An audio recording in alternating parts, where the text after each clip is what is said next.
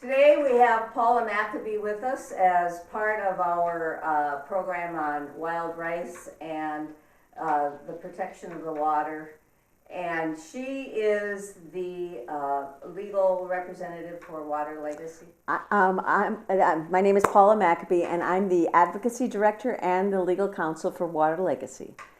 Yes, and she's been involved with protecting our water and the legal issues and the legal fights surrounding that for more than a decade.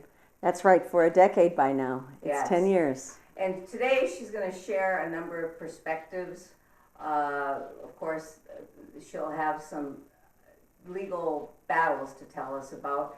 She also wants to talk about the influence of the Native American population on their contribution to the fight. So I think we'll start with that because we focused on the native culture and wild rice harvesting in near International Falls. So this is a segue into the larger battle with copper nickel mining. Well, first I want people to understand that Water Legacy was formed in 2009 by citizens, mostly in northern Minnesota. And several of our citizens had long-term relationships with members of various indigenous tribes in Minnesota. And our belief from the beginning is that the tribes were our partners, but not only that, but that we were coming in, seeing them as experts. Many of the issues that we're working on, whether it's protecting wild rice or reducing pollution, are issues that tribal communities and tribal scientists have been working on for decades. And that's particularly true in the area of wild rice.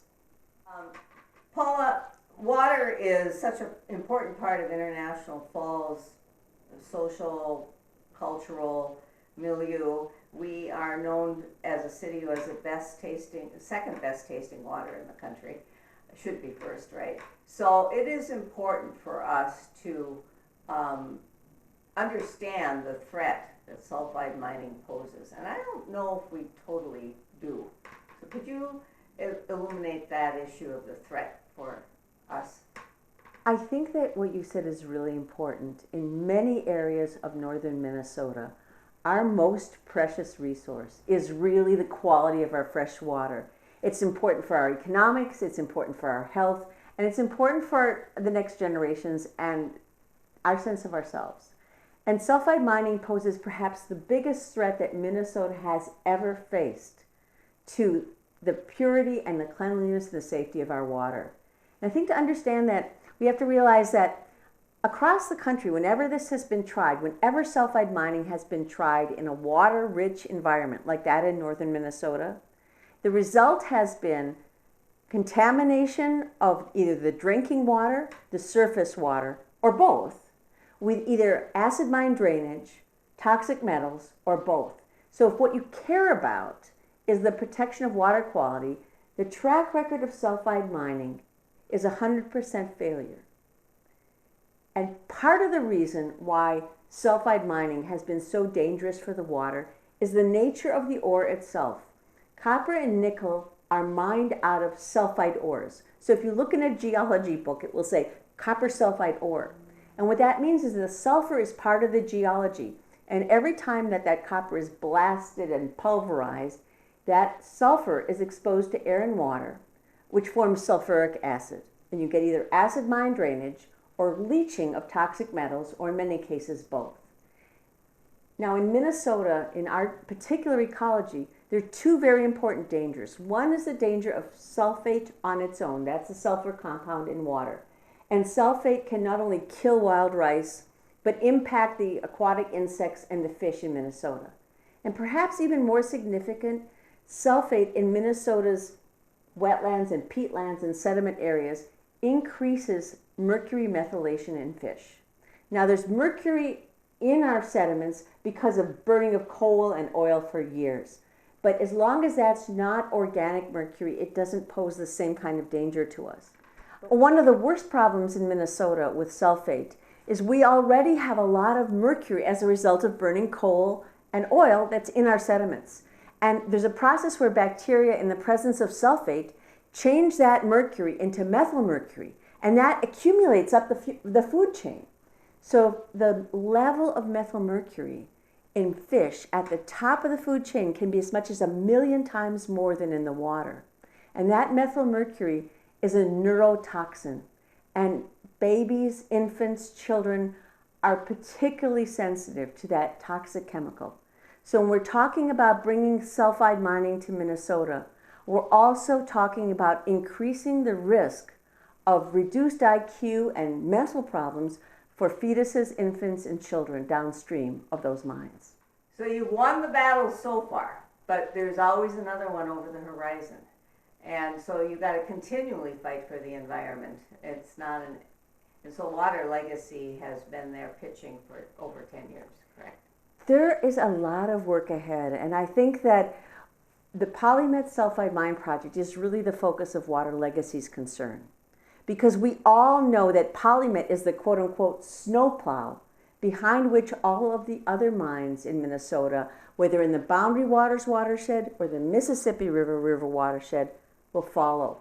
And so if we don't get it right and force polymet permits to be either rejected or completely changed to fit science and law, all of Minnesota waters in northern Minnesota, and many of them in the middle of Minnesota as a result of Mississippi River, we're all going to be at risk. And what happened so far is permits were issued for the polymet mine both by the Minnesota Department of Natural Resources and by the Minnesota Pollution Control Agency. And those permits are on appeal. And all these permits were issued without protecting Minnesotans, without protecting our water, without protecting our health, and without even protecting our taxes from the potential liability. And what's happened this past few months, Water Legacy made a motion in connection with a polymet water pollution permit to send that permit back to the district court, because what we discovered as a result of whistleblowers and Freedom of Information Act cases and Data Practices Act is that political appointees in Minnesota and the federal government were in cahoots, and they suppressed information from the scientists at the federal government that said that the polymet permit was weak, that it would not protect health, not protect the water, and would violate the Clean Water Act. And so instead of our regulatory agencies protecting us and protecting our water, they were protecting polymet. And in really the first time in Minnesota history, the Court of Appeals sent a permit case to the district court to look into procedural irregularities and see what the truth is, and stayed the permit, basically suspending the water pollution permit for polymet until we got the truth about procedural irregularities. Right now, then, we are moving forward to try and make sure not just that the polymet permit doesn't go forward as a weak and potentially corrupt permit, but that we restore a sense of integrity to Minnesota government so that we can trust our regulators to protect water and to protect health and to protect citizens instead of protecting industry. And as a supporter of that cause, I will be writing you a check today for Water Legacy, and that is on the web, waterlegacy.org, right? Wonderful. And if people would like to join, if they don't have, it's treasure, time, and talent. So if you don't have time or talent, treasure would help the cause. And also on Water Legacy's website, you can sign up if you want to be a supporter or a volunteer, because we value time and creativity and energy. And if we're going to win, we need to have a community pulling together to say that we value water, we value our tribal partners, we value our next generation, we value our climate. And we value integrity in our government. Absolutely. And we value the court systems to be fair. We need to stand up together for clean water and for environmental justice and for democracy. And that is the way that we can protect not just the wild rice, not just the tribes, but all of us for the generations to come.